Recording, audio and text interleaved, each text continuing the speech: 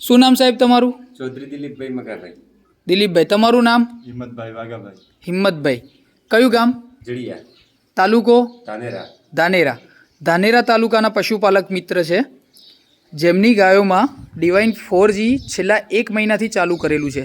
તો સાંભળીએ એમની જ જુબાની શું ફરક આવ્યો.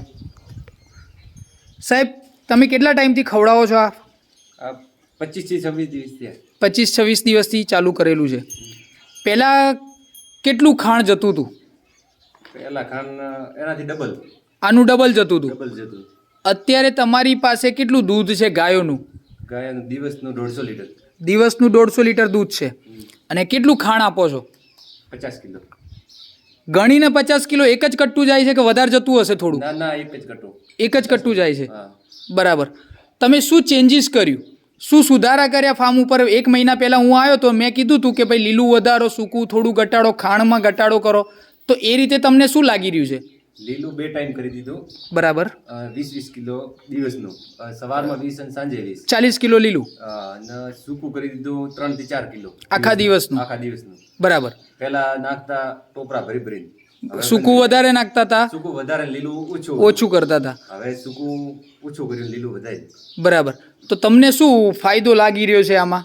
ગાયમાં દૂધી વધાર્યું, ગાયમાં ગોબર, બીજું બીમારી ઓછી આવે, બીજું બરાબર. સારી. પહેલાં ફેટ શું રહેતો હતો તમારો? 3 ફેન્ટ અને 2 દોરા, 4 દોરા જેવું હતું. 3.2 3.4. હા. અને અત્યારે અત્યારે 3.8 થી લઈને 4 સુધી આવે. 3.5 થી ઉપર થયો. હા, ઉપર જ. કદી બરાબર. અંદર નહીં.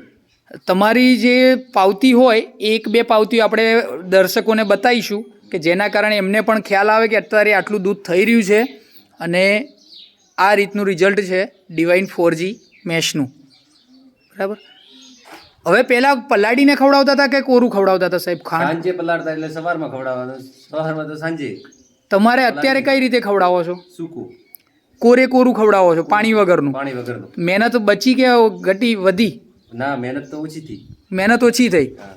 હવે ગાયોમાં એવું લાગે છે કે બોડી કન્ડિશન તૂટે છે એવું કે પછી? ના ના, એકદમ સારી છે. શાઇનિંગ બીજું આવ્યું. શાઇનિંગ પણ આવી. શાઇનિંગ. ઓકે, ધન્યવાદ સાહેબ.